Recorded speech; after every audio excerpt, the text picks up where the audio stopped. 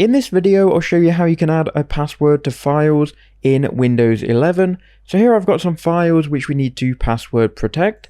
So to do this, you need to right click on your desktop, go to New, and then open up and create a new folder.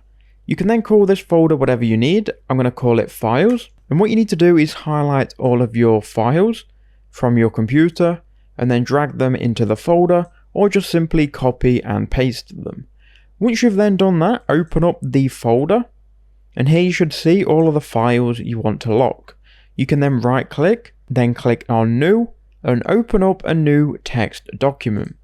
Once you've done that, you can go ahead and just leave the name as default, and then you want to open up this text document. Here Notepad should open. You can then go to the video description and you want to copy and paste this code. This code will be used to lock your folder. You need to scroll down and you need to see where it says your password. Highlight all of it and just enter in the password that you want. I'm going to enter in pass123, but you can enter in a secure one. Once you've done that, go to File in the top left hand corner, then click Save As. You can then save this as password.bat. Once you've typed that out, go to Save As Type and change it to all files. So that's password.bat and all files, then click Save. You can then exit out of Notepad. Then you need to delete the text document and then double click on the batch file called password.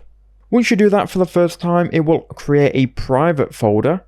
You then need to highlight all of your files and drag them into the private folder. Now we can double click on password again, and this time it will ask us if we want to lock the folder.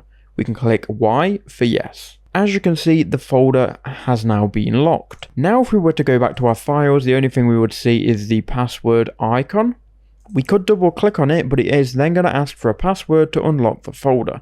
The only way to unlock it would be to type out the password and click enter. This will then reveal your private folder full of your hidden files.